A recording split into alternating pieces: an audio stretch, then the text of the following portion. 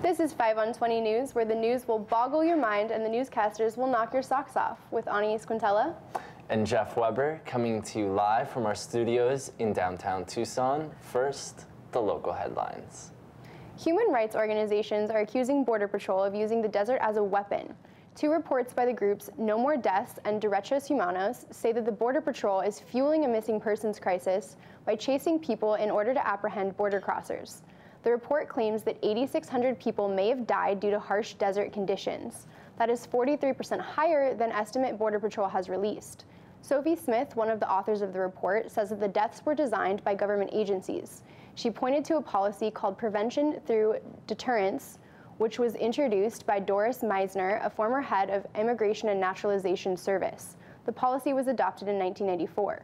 Prevention through deterrence involved setting up border fences in order to deter border crossers and send them towards more dangerous terrain.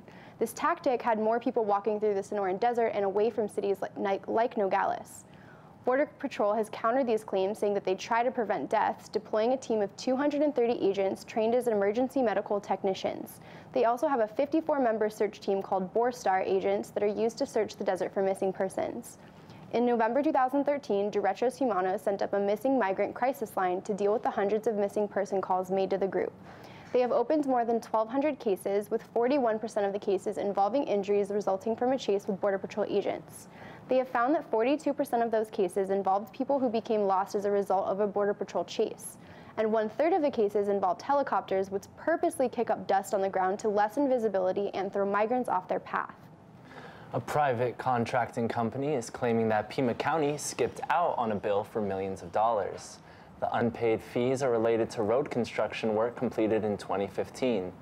Select Development and Constructed is suing Pima County for $1 million that the company says the county never paid. They also sought $8 million for overhead costs that racked up due to the county's slow response to requests for information and for design flaws in the original plans. The case stems from a project that widened La Cañada Road into a multi-lane roadway. Insure, Western Surety, and R&O, another construction company who helped to finance the project, joined the construction company in the suit. The companies are trying to prevent the IRS from collecting over $800,000 in back taxes, which they say shouldn't be collected until Pima County pays up. Pima County's defense is that they withheld the funds because the companies went over budget without authorization. But the companies said that the cost overruns were unavoidable because the county abandoned their original design and went with a much more expensive plan without increasing the budget. The case against the IRS will go to district court this year. The loser of the case will have to travel down a pothole-riddled Tucson road on a seatless bicycle. Good luck. A proposed sales tax hike hearing was canceled yesterday. The reason for the cancellation was a lack of speakers. If passed, the proposal would mean a 1/2 cent increase of the local sales tax. Funds collected from the tax would go towards repairing roads and providing equipment for fire and police. A sales tax increase would cost each Tucson household about $3 per year. The proposal will be on the ballot next May. If you're mad about the sales tax raise, well, then you probably should have signed up to speak out against it yesterday. Hopefully the lack of interest is a result of mass agreement on the issue and not Tucson apathy at play. University of Arizona students have no reason to complain about finals this year. The Humane Society of Southern Arizona is providing puppies for students to cuddle during this intense week. The program was designed to calm college kids' nerves before a test while also raising money for the Humane Society. The program, called Coffee and a Cuddle, has raised $1,000 so far. If you're freaking out because you drank yourself dumb through the semester, at least you can spend the day with a puppy before you're kicked out of school and sent back home. Tig Notaro will be performing at the Rialto Theater tomorrow night. The comedian shot to prominence after she delivered a hit performance at Los Angeles venue Largo. During that stand-up special, she detailed a horrendous string of bad luck, losing her mother, breaking up with her girlfriend, battling an illness called C. diff, and finding out she had cancer. Louis C.K. released the special on his website, and the comedian blew up. Her life was an inspiration for a documentary. She scored an HBO special that is titled Boyish Girl Interrupted, and a TV show created by Notaro and based on her life called One Mississippi was released earlier this year. All of those things are great, and her stand-up is top-notch. The comedian's personal life has improved along with her career. Notaro beat cancer and is now married with newborn twin boys. No doubt she will talk about that in her performance tomorrow. You can get tickets to the show at rialtotheater.org. And I want to take a moment to talk about the program you're watching right now. Here at 5 on 20, we are undertaking a new kind of citizen journalism. We're going to give you the news as we see it, and we want more people to speak up with us. We need writers, hosts, anchors, camera people, sound people, the whole gamut. The times require a new way of informing ourselves, so join us. Do it.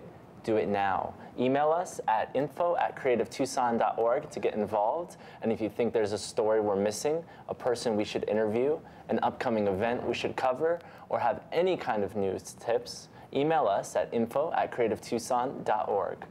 We are here for you, and we want to cover all stories from all points of view. So don't be strangers. Now, in national and international news. It appears as though The Apprentice presidential edition may be soon drawing to a close. Trump appointed 2 lower-level positions yesterday. Oklahoma Attorney General Scott Pruitt was named as head of the EPA. Pruitt is known as an ally of the fossil fuel industry, as he played an instrumental role in challenging President Obama's climate change policies.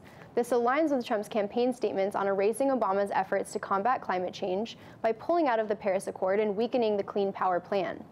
The main target appears to be Obama's effort to force power plant operators to reduce their CO2 emissions. Because this is covered under the 1970 Clean Air Act, it would be difficult for Trump to get rid of the ruling. However, as head of the EPA, Pruitt could weaken, delay, or slowly dismantle the rules. Pruitt consistently fought environmental regulations while Attorney General. He was partly responsible for the increase of fracking in Oklahoma, which has been blamed for an increase in earthquakes throughout the state. Pruitt worked together with a group of attorneys general to file a 28-state lawsuit against the Obama administration environmental rules. In 2014, the New York Times discovered that energy lobbyists had drafted letters on state stationery for Pruitt to send to the EPA, the Interior Department, and President Obama. Basically, the fossil fuel industry did Pruitt's homework for him, except his homework may help destroy the planet. Looks like the swamp now has an oily sheen on top. Trump also appointed retired General John F. Kelly to head up the Department of Homeland Security. The most shocking part of Kelly's appointment is that it actually makes sense. Kelly is a former commander of Southern Command, which mainly deals in the Southern Hemisphere and promotes soft power over military interventions. Kelly's son died in Afghanistan after stepping on a mine, making Kelly the highest-ranking military officer to lose a son in battle. This could prove to be important, as Kelly knows the human costs of waging war.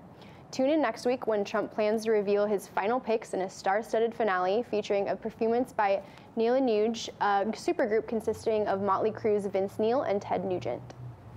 Yesterday, the Senate passed a medical research bill that is intended to speed up drug research, but opponents say it will do nothing to help lower high drug prices.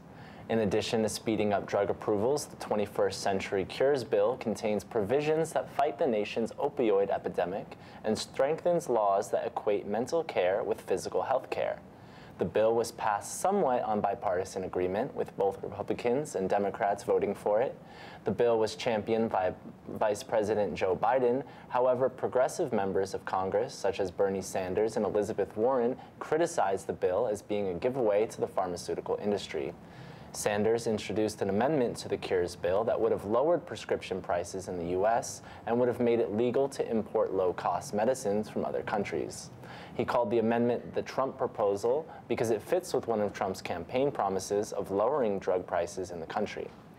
But Republican Roy Blunt blocked Sanders' move, claiming that it would lessen the chances of the bill passing.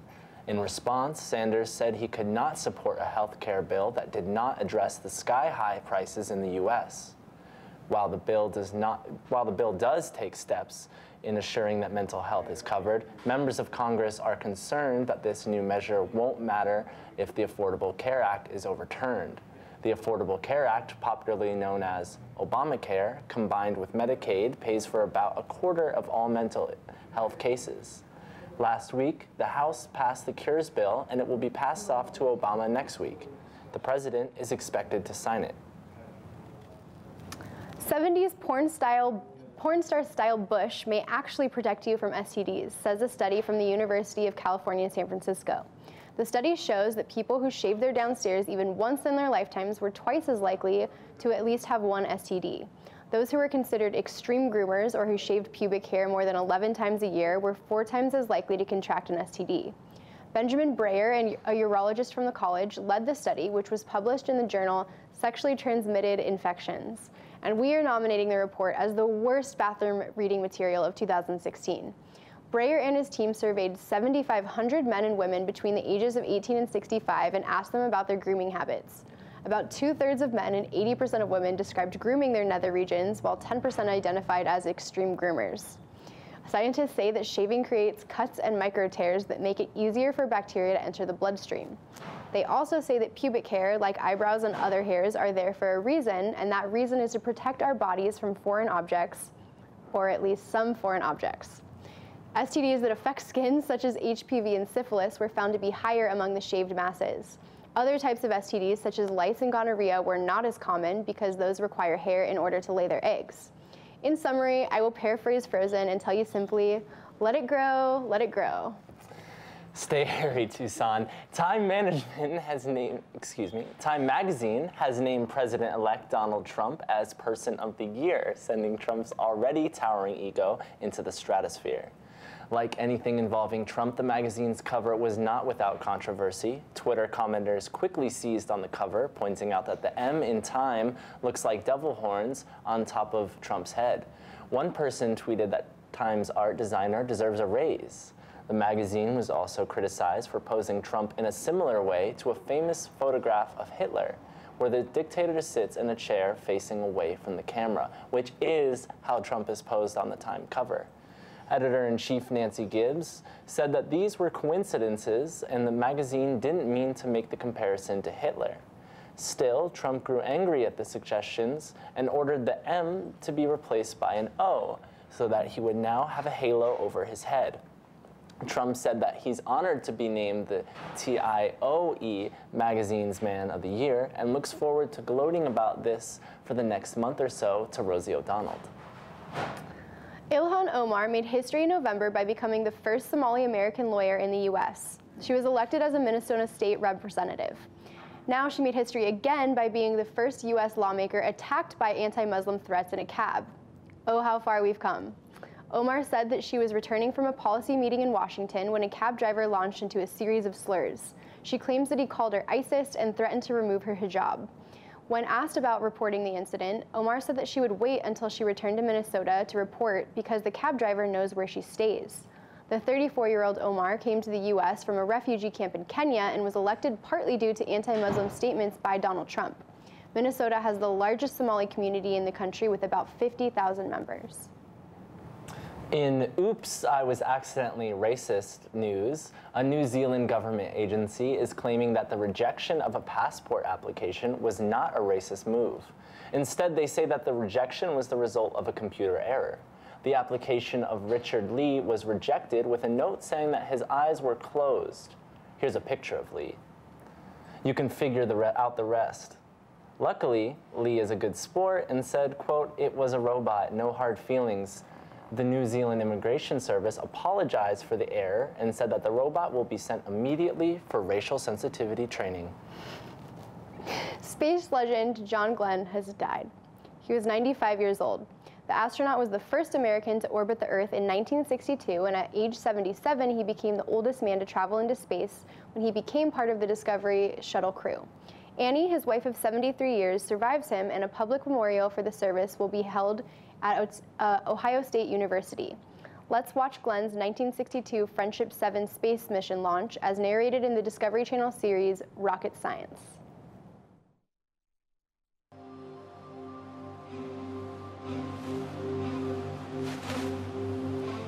Every one of us believe that we'd lose at least one, possibly even more astronauts during the Mercury program. The risks were incredibly high. You know, when we put John Glenn on board a rocket, he was flying the 6th Atlas, and 2 of the previous 5 had blown up. As Friendship 7 finally lifted off the pad at 9:47 that morning, Capcom Scott Carpenter had the last word. Godspeed, John Glenn. 10, 9, 8, 7,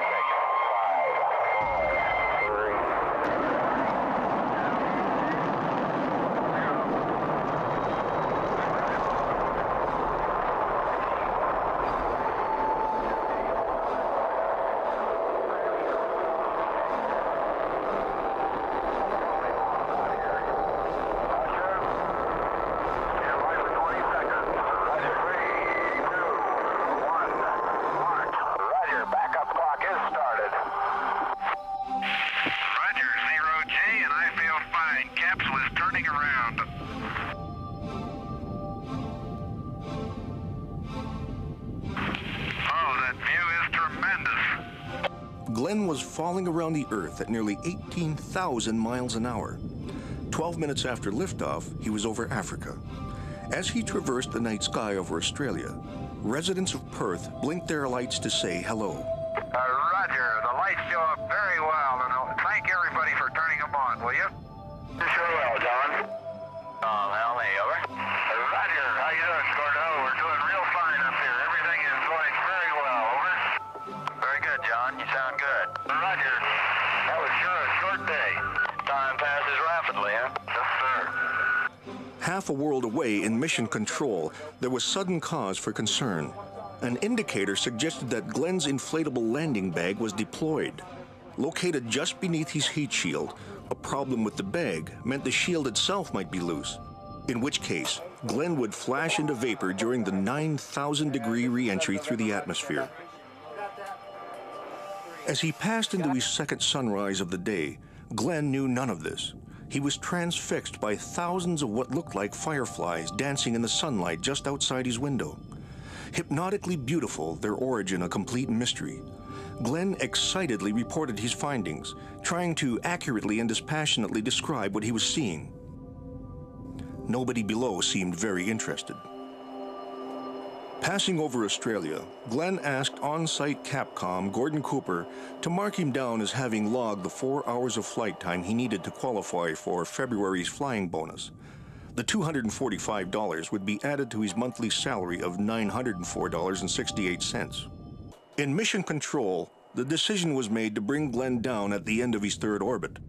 We made a very risky decision to re-enter with the retro-rocket package attached, because the retro-rocket had straps that would hold the heat shield in place until the aerodynamic pressures in re-entry would maintain it in that position. So that was a very close call.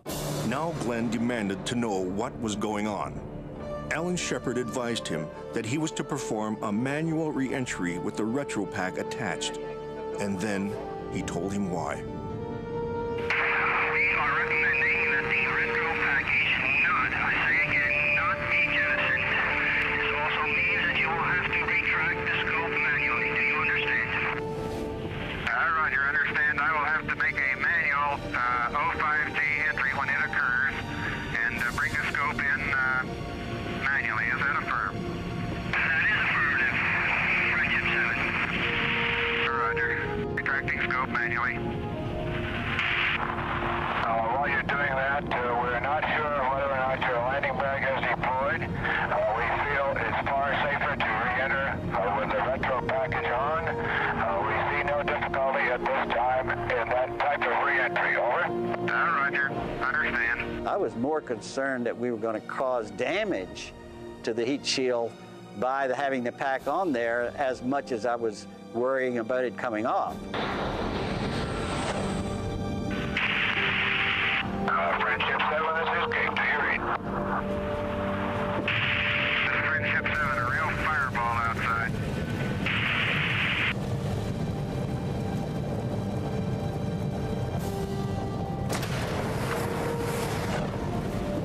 This is Friendship 7. I think the pack just let go. The heat of re-entry creates an ionized layer around the spacecraft that radio waves can't penetrate. Mission Control and the world would have to endure 4 minutes of silence without knowing whether Glenn had made it through.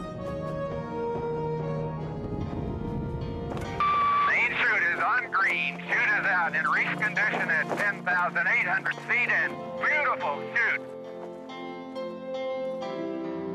In the end, the problem had been neither landing bag nor heat shield, just a bad indicator light in Mission Control. John Glenn had earned his bonus with a perfect flight that had held America riveted since early that morning. The New York ticker tape parade would be larger than the one that greeted Lindbergh 35 years earlier, but that was still to come. For now, John Glenn stood alone on the deck of the recovery ship Noah, contemplating his 4th sunset in just over 5 hours. There were 3 more Mercury missions planned, each with dangers that would be all too real. But that, too, was still to come. All my heroes are dead. Back in. This was Anya Scantella. And Jeff Weber for 5 on 20 News. Next up, Ani East gives us the lowdown on local arts and culture.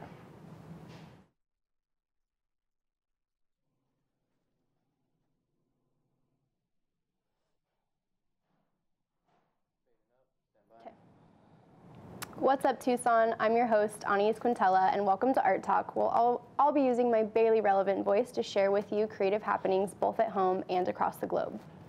First, in local happenings, with all the stress of the looming holidays as well as the Trump-tastic abortion of democracy currently unfolding, everyone could use a little pick-me-up, and let me be the first to tell you all the ways in which Tucson is hooking it up with the events and distractions this Saturday. On the more tame and traditional side of things, on Saturday, December 10th at 10 a.m., Loft Cinema will be offering a free screening of The Wizard of Oz. How cute. And after you've cured your Friday night hangover with the sing-songing of Munchkins and the melting of Wicked Witches, it's time to get weird again.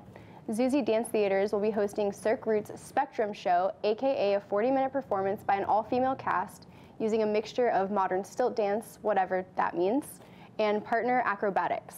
As someone who can barely manage to walk across a flat and stable surface on my own 2 feet without tripping, stilting has always been something that, while intrigued me, has usually only been reserved for the darkest of my nightmares.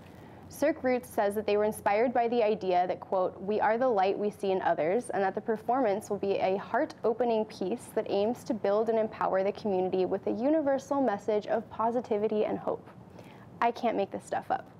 If you can get past the sappy, sentimental facade of their mission statement and spare the $25 from your drinking funds, the event starts at 7 p.m. at 738 North 5th Avenue.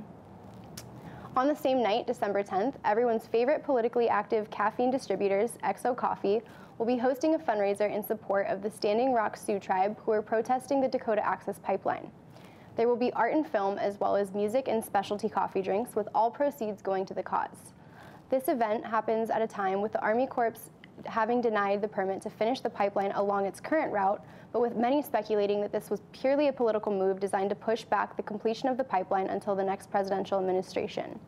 The event will begin at 6 p.m. And I wanted to end my segment today about talking about the tragedy that took place in Oakland last weekend. For anyone unfamiliar with the event, a warehouse artist collective known as Ghost Ship went up in flames during an electronic dance party, trapping and killing dozens of Oakland activists and artists.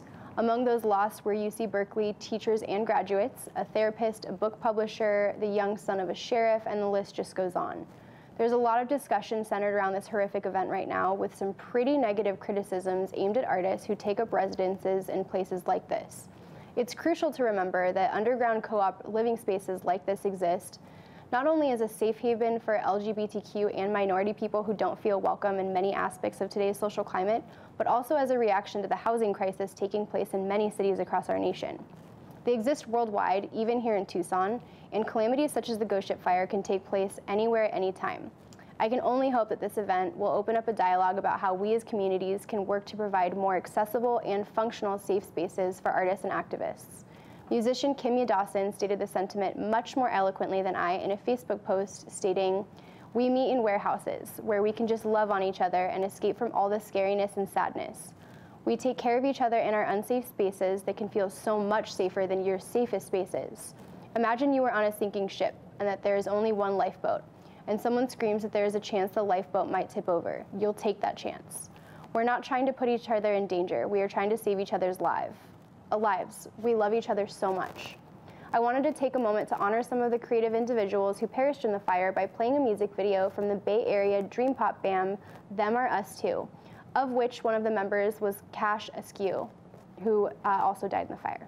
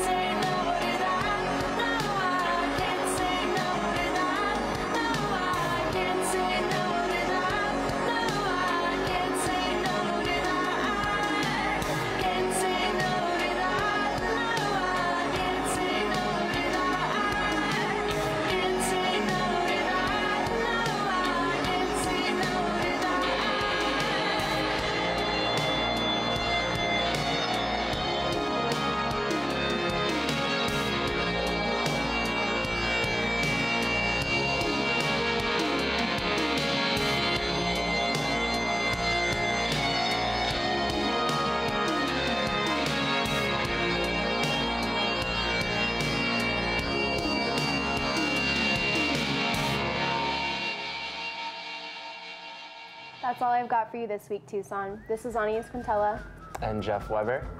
So stay safe out there. Please don't die, because we'll be back here tomorrow on Channel 20 at 5 p.m. and online anytime at creativetucson.org. See you next time. Bye.